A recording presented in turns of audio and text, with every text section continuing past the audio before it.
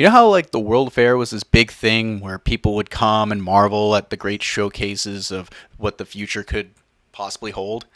Well, I feel like NASCAR's World Fair is normally the All-Star Race. The All-Star Race is a special exhibition showcase. While the years have gone by, NASCAR and race promoters have continued to evolve the race to present fans with something they have never seen before. From team qualifying formats, last chance races, special paint schemes, double file restarts, field inversions, stage formats, and even the purse money for the winner. $1 million. These were all things we just didn't see on an average Sunday.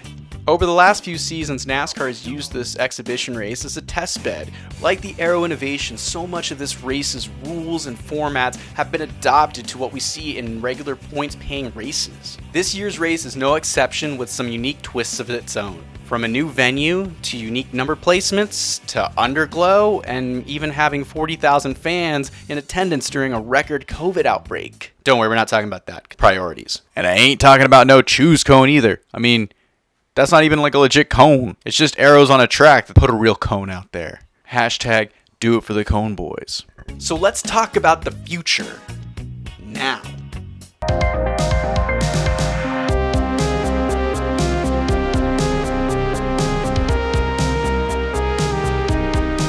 Okay, for starters, riddle me this. What will happen if you try to go to Charlotte Motor Speedway this year for the All-Star Race? I'm at the wrong track. Yep, that's right, Mikey.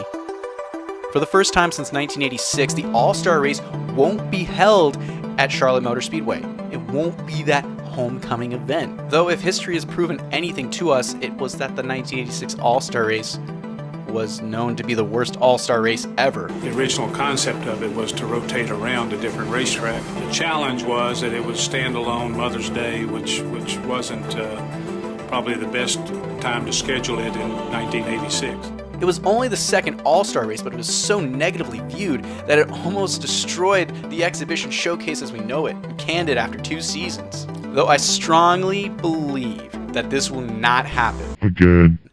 And here's why. We already had a race at Bristol, and it was amazing this year. The viewership was through the roof. And then let's also talk about the day. This is no Saturday Night Showdown, okay? It's Coliseum Combat on a Wednesday, still in prime time. So if history repeats itself from this season, we've seen that midweek races have had great viewership. And honestly, with a lot of major sporting leagues having their all-star events during the week, this allows NASCAR to kind of conform to what casual NASCAR fan might see as a normal all-star event. Therefore, it might turn on different viewers to come watch this race. This is a big opportunity for the sport to be in front of new eyeballs.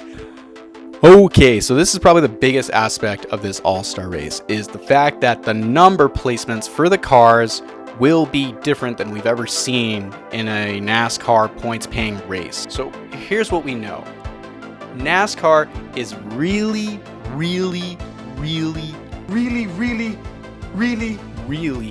considering moving the number placement, okay?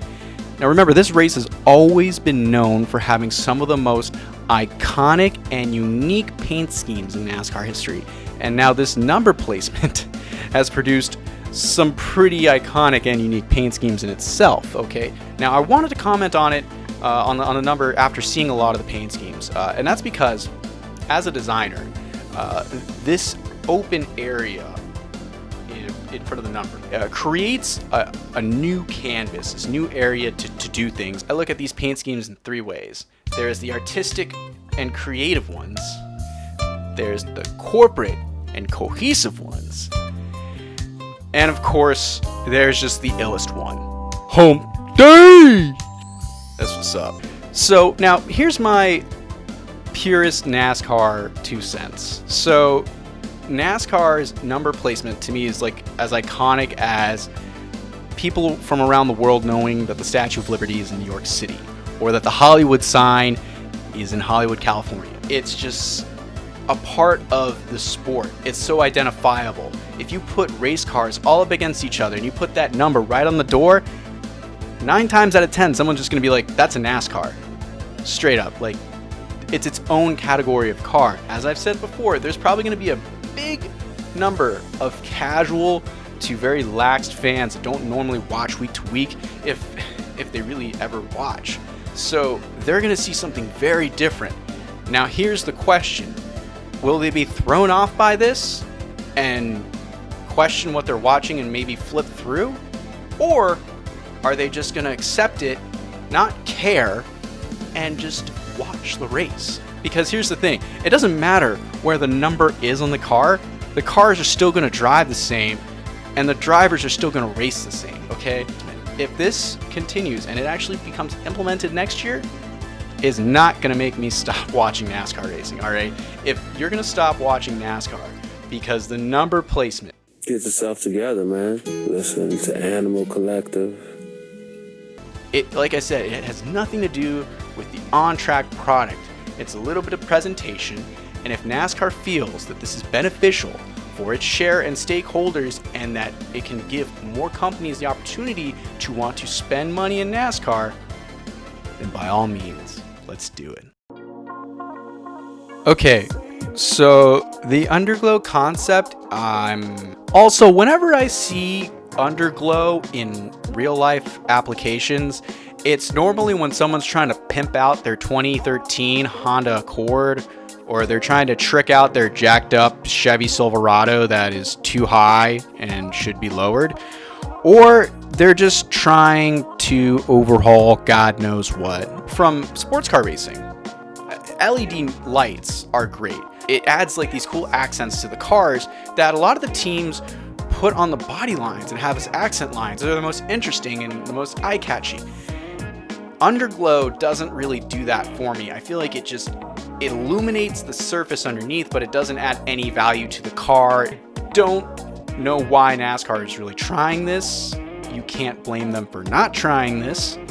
But the thing is, boomers like Mike Joy can't even take it seriously. I'm sorry, Mike. You couldn't say this without laughing last week on the race. Like, you're supposed to help legitimize this. This idea makes me think back to when I was a kid and I had a pair of light up shoes. Man, I thought those things were fire. My mom got those for me at Payless. I was looking fly. Every time I stomp on the ground, it lit up and everything. I was like, nice. But over time, I outgrew those shoes. And then it fit. And I couldn't wear them. And I never had a pair of light up shoes ever since. And I hope, much like those light up shoes, NASCAR outgrows this idea. In conclusion, it'll be very interesting to see if anything from this race is adopted into points paying races moving on, because I feel like at least 2 of the 3 ideas I've mentioned are solid enough for NASCAR to kind of implement. It just depends really on how the fans perceive it and how the race goes. And even if it turns into a wreck fest, so what? When you look back on your life and you're talking to your great-grandchildren, will you be able to tell them that you remember when you saw the NASCAR'S were too fast and too furious at the Great Coliseum? Thanks for watching, everyone. I hope you enjoyed a little bit of my perspective. What is your perspective? Let me know what you think, too, about the race and anything else.